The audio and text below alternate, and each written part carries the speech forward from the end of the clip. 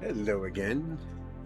This is the Solo Gamer back for more, and I know it's been a while since I've actually been on it or posted anything. It's been kind of crazy, actually. But new schedule, situation change at work, and all kinds of chaos made posting kind of difficult. But we're back, and I've got some more retro goodness to show you. Now, this is the Super Nintendo version of Super Variable Geo, but I just picked up something. I picked up the PC Engine CD version of this. There was also a Saturn version of this. So, as a start for today's show, we're going to start with this Super Variable Geo PC CD edition. And then I'll show you some of the other stuff I've gotten recently.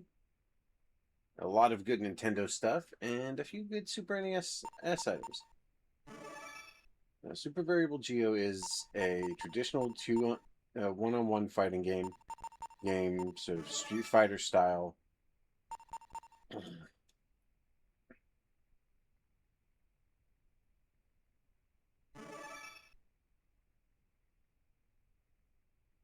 But the big thing about it is its entire cast is female, like every last one of them. And it's specifically like it is the anime trope taken to like level 30. Like it is just max anime girl. But it's also a competently done and well managed fighter. What is unique is that they're all supposed to be like certain levels of like maid cafe characters. You know, traditional butler style, etc., etc. But yeah, the whole gag with this is that these are all maid cafe girls who also fight in martial arts tournaments. Swear to God, I'd watch that anime. Actually, I really would. Now they all have their move set. They all have their techniques. The game is fairly the game is fairly responsive, but I will say it is very hard.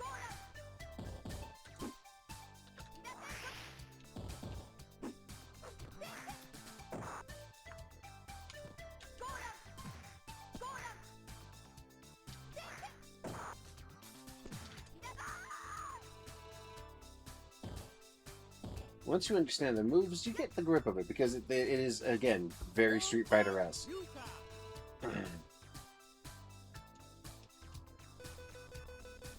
But I love the fact that the game has a clear, clean, distinct visual style and has no like no you know compromise.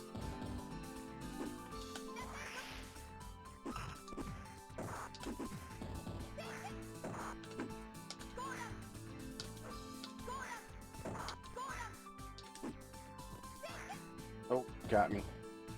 But yeah, it's a good, solid 2D fighting game with the unique gimmick, of course, being the fact that they're all cute girls in various maid cafe cosplays.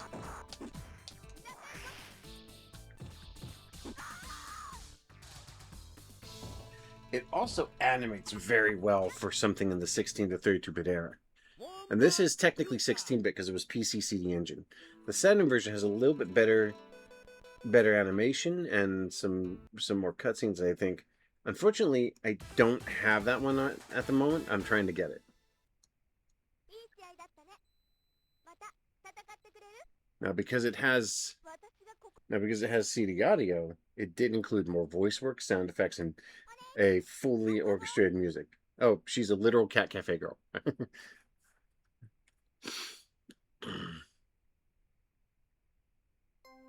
There we go. Yeah, she's the cheerful cat cafe girl.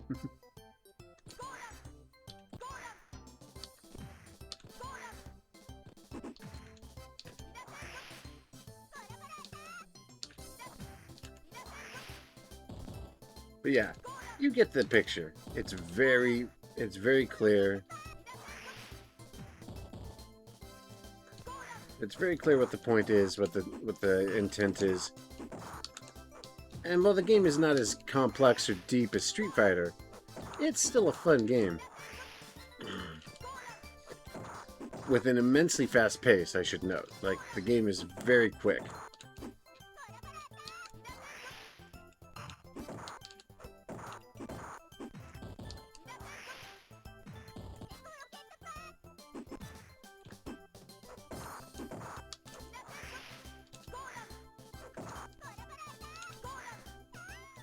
But yeah, you get the idea. It's a solid, straightforward, simple to play fighter, 4 buttons, no real complications. But the other fighter I recently picked up was, of course, Street Fighter Zero, specifically Zero 2, Saturn Edition. Arguably, and undeniably, one of the best fighting games of its era. Capcom made a banger series with the Alpha series, with the Zero series. And frankly, I still think that it's probably the best of its time period in terms of fighting games. Now, this is Zero. This is actually... yeah, this is actually the... this is actually the Sega Saturn version.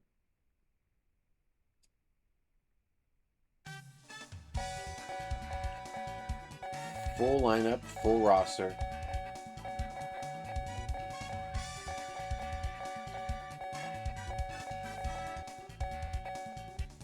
Let's go old school. Classic Ryu.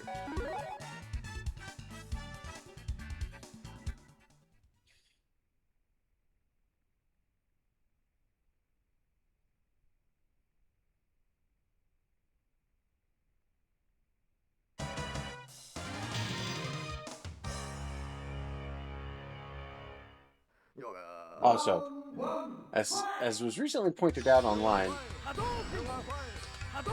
yeah, freaking Dhalsim scored with that girl. Seriously, he has one of the hottest wives in the game.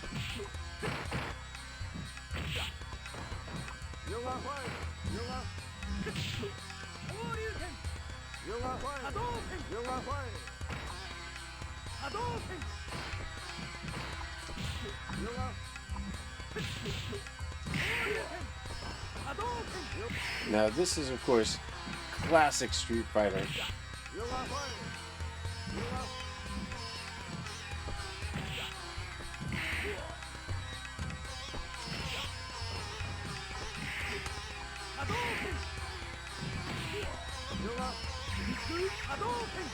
Damn it. Got lucky in that one, you bald bugger. Not this time. It's like, relax, lady, I'm not gonna kill your husband. I'm not that kind of fighter.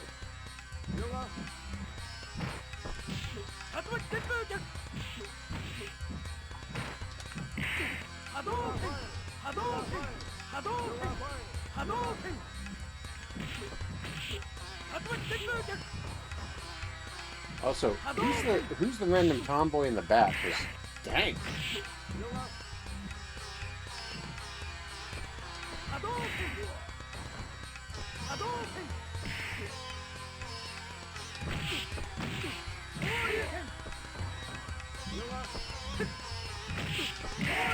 There we go. Yeah, like, who's the random tomboy in the back? Dang, it's okay.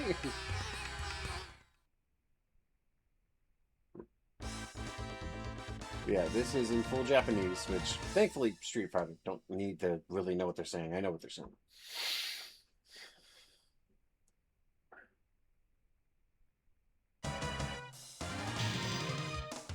Here's Nash, or otherwise known as Charlie. God, this game's backgrounds are amazing.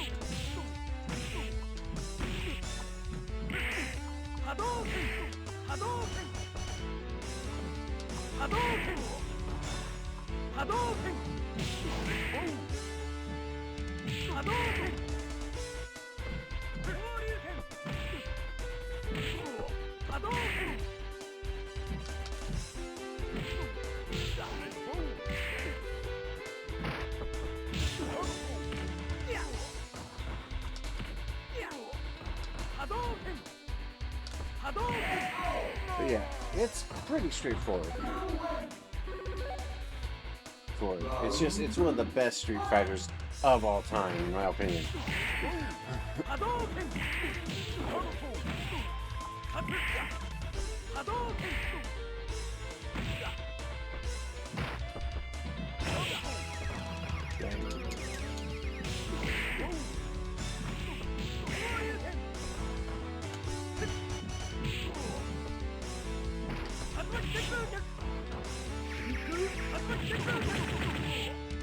Nice.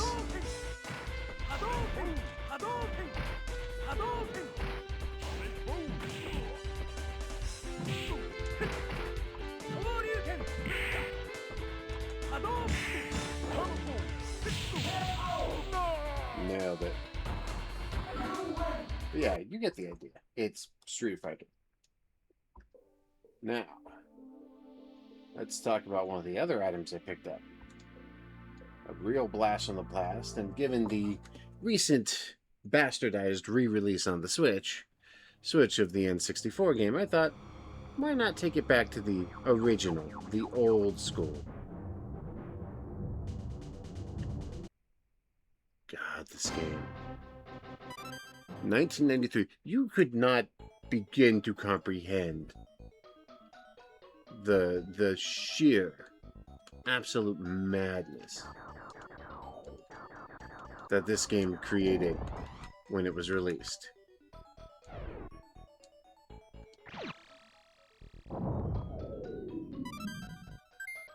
I don't need training. I've played the game 1,000 times. I know the game. I owned this as a kid, and believe me, I must have played this hundreds and hundreds of times. I lost count. Good luck. Yeah. Like, seriously, imagine being a kid, like 12 years old in 1993, and you see this. Your mind was liquid at that point. You were melted.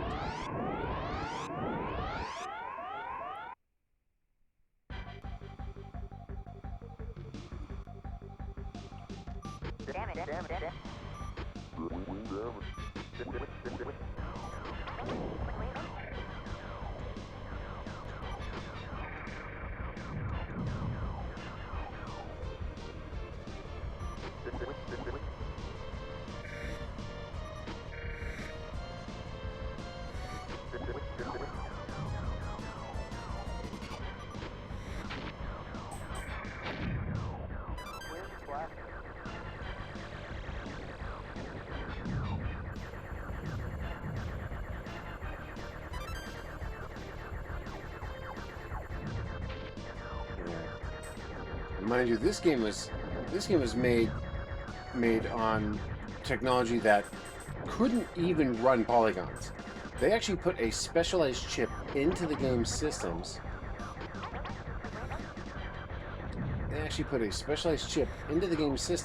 To let it run this. Like, put that in perspective. And be a better shot. I'm busy.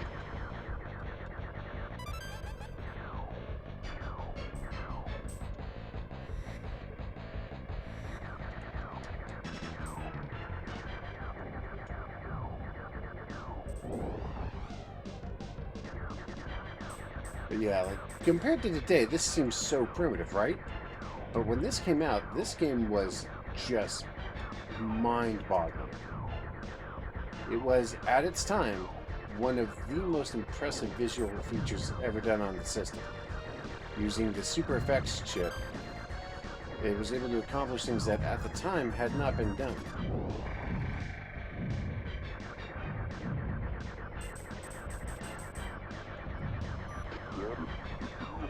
I got you.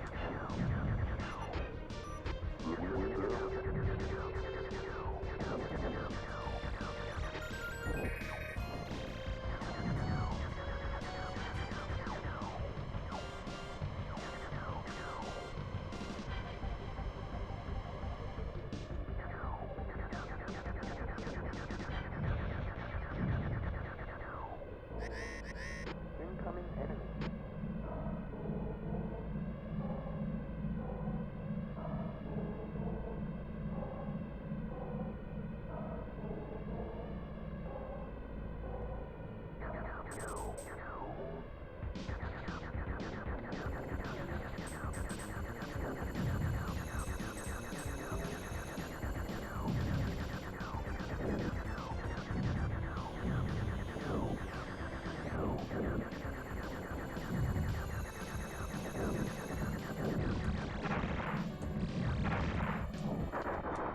Gotcha.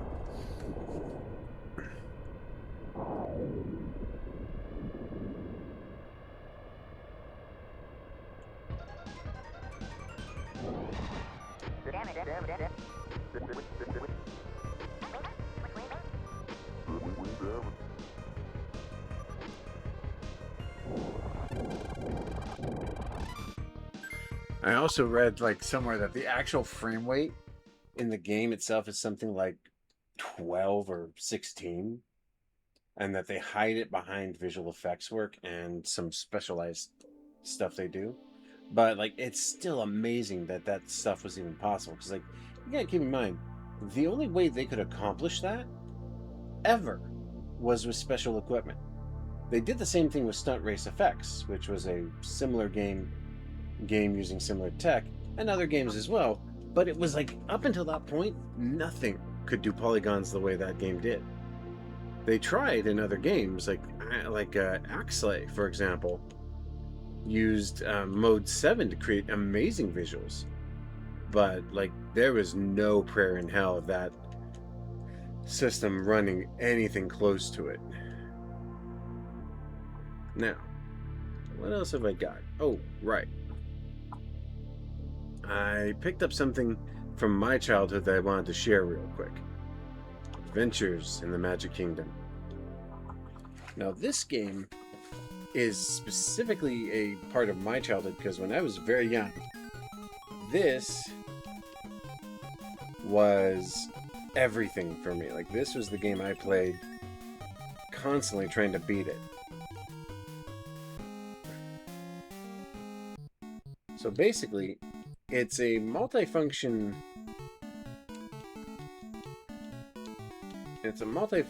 sort of adventure game where you travel around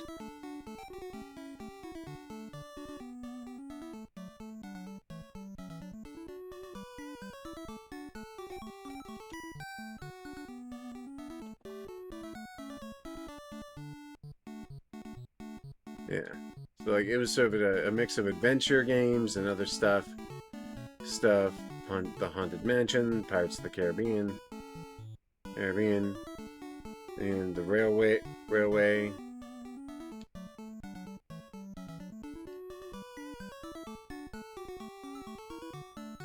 with the racing game.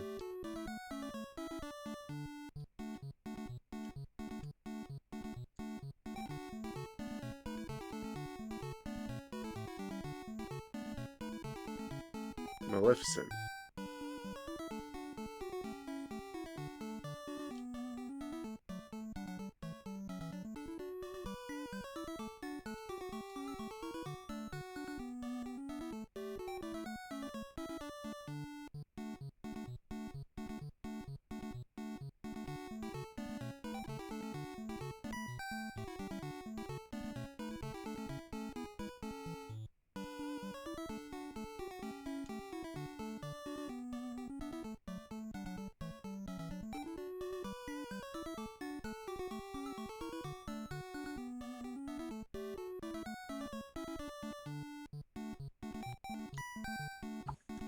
Yeah, I was a it's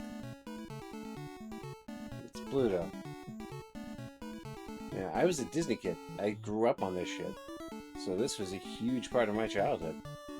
And this game was immensely entertaining as a game that, basically dove into the whole thing.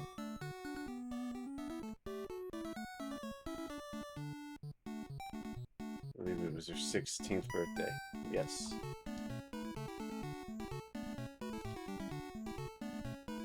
Alright, so yeah, basically, you go around, you find keys, but you also can do special events, like, say, going over to Space Mountain.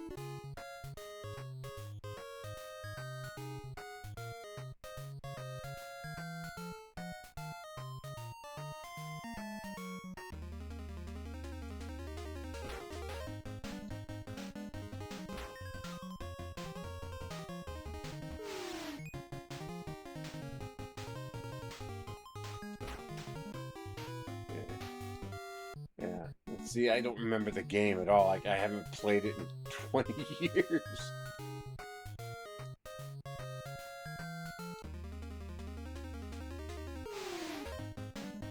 It's basically Simon Says.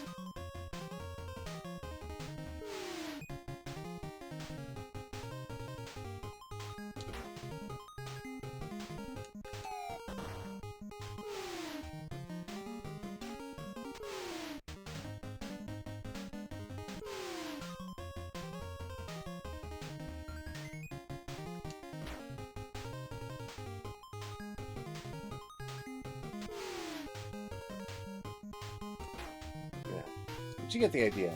Each mission or each level is its own little thing. Thing.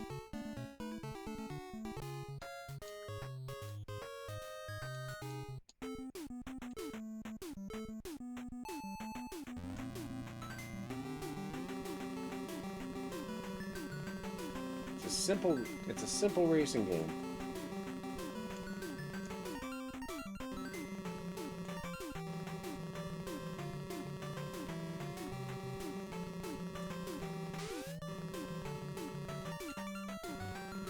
It's honestly probably the easiest in the game to succeed at too, so.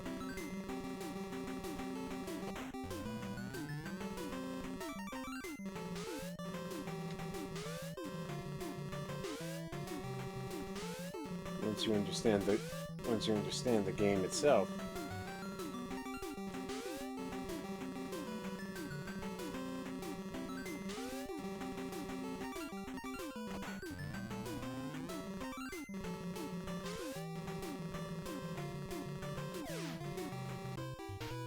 Yeah, but you get the idea. It's an interesting, simple game.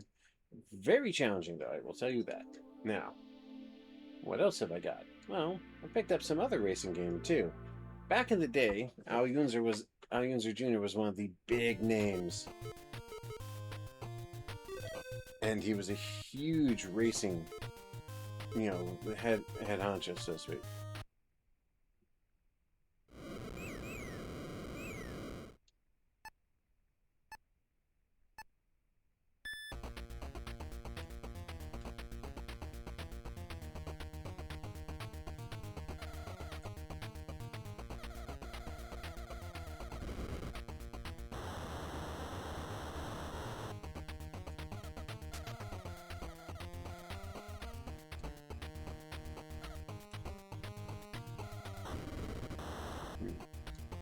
Unfortunately, I remember this game being big name shit when it first came out, and people found out it was actually incredibly hard.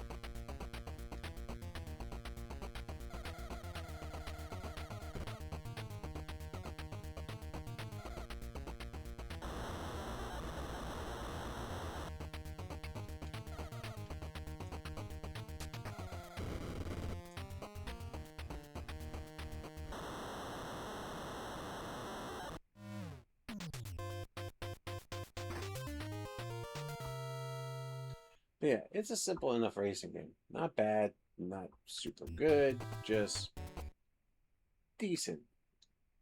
Still, on a system with so many games, it was kind of just unique for being a branded title.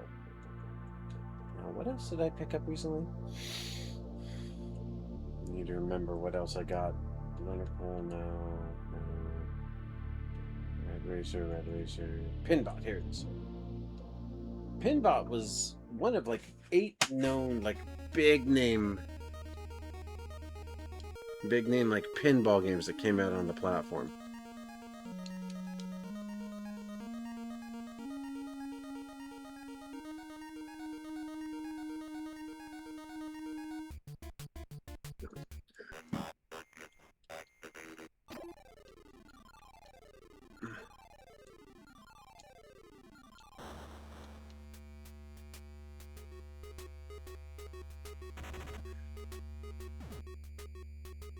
To be fair, the pinball thing was super cool because this was at the time when arcades were still big, so being able to play pinball at home was a big deal.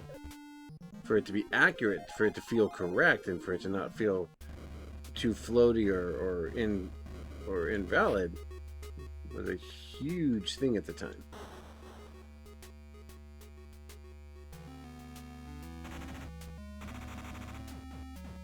Granted, it was still technologically limited. You had trouble identifying what was and wasn't on the upper levels, or what was this level or that level, but it was functional. It worked really good. It was actually a lot of fun. Like, I remember playing this quite a bit back in the day. I used to rent this from the local video store for years.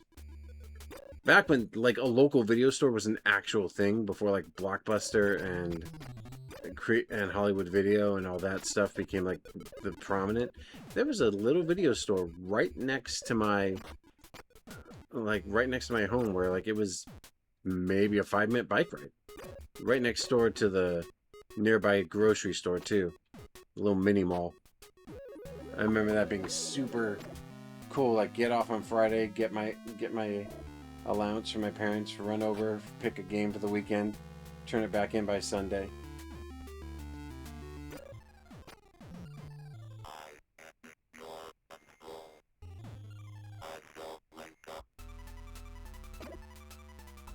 But yeah, you get the idea.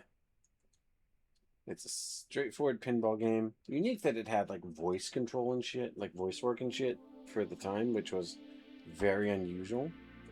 But yeah, let's move on to the last item on my list today.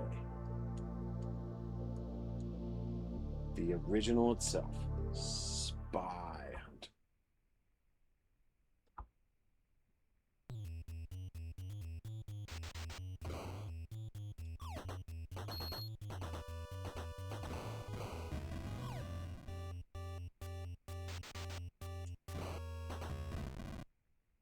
God, I remember playing this game in the...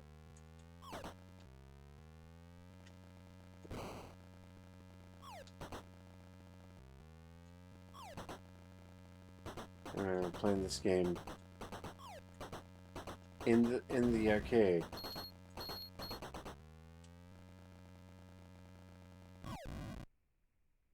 And it was just the most insanely difficult thing. Like, you'd see people who were so good they could play for what felt like, hours on one quarter. You get in and you're dead in 10 seconds.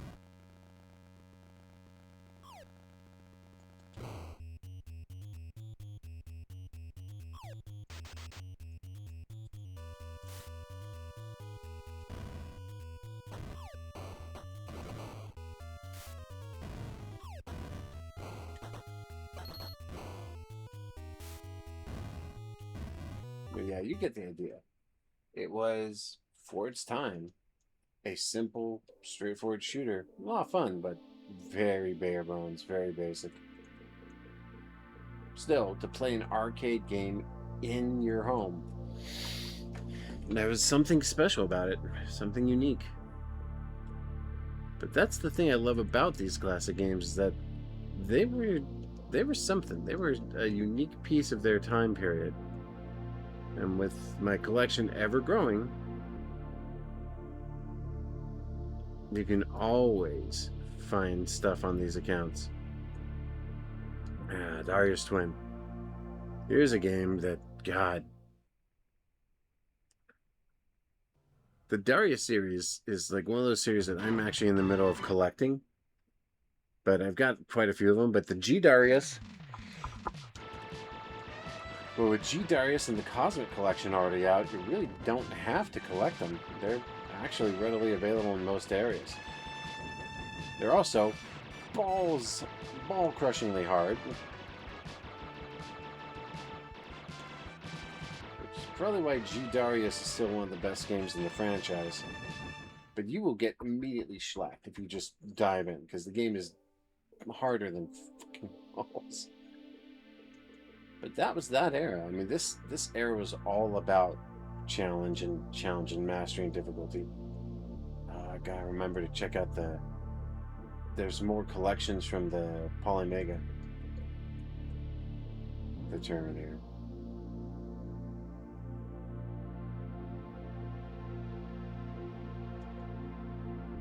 I'm still trying to grab the rest of the 32X series, but this was the era, man. This was the golden age. And I got both versions of The Last Bronx, actually. I've got the European and the Japanese version. I got multiple copies of Real Bout. I've got the Salamander package. I've got every battle arena Toshinden almost. I've got Paradis and Pocket Fighter, and I have those on both platforms actually. I got TurboGrafx CD stuff rolling in bit by bit. I got TurboGrafx 16 stuff rolling in bit by bit. Neo Geo CD I'm still working on. I did get Real Bout Garou Densetsu 3, and I'm still slowly but surely pulling everything I can together, bit by bit, piece by piece. God, these games. Guys, God bless the ring. If there's one game that needs to come back, it needs to be Einhander, in my opinion. Einhander is one of these games that I feel like absolutely deserves. Received telegram from Conduct Satellite Hyperion. Order the following operation. The armored trains were discovered leaving the city on their way to the east. Pursue them and locate the enemy supply route. Yeah, this game was something special. This was Square Enix doing the least Square Enix shit you could imagine and making a shooter.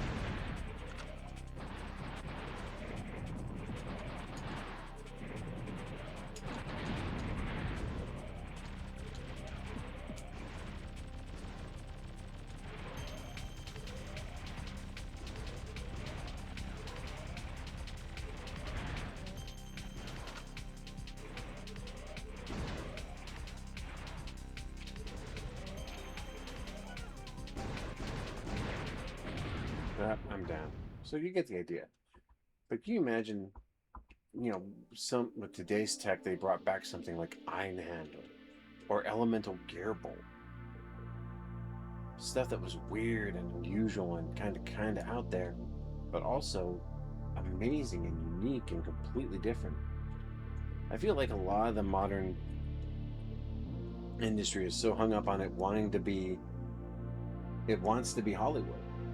And it ain't Hollywood, and they have to come to terms with that. They don't want to accept it. So, but yeah.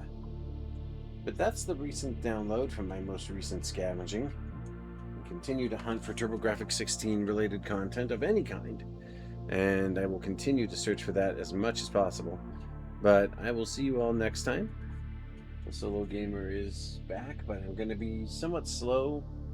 My work's in flux, and there's a lot of chaos at home, so I'll deal with that when it comes to it. I'll catch you later. Solo Gamer signing out.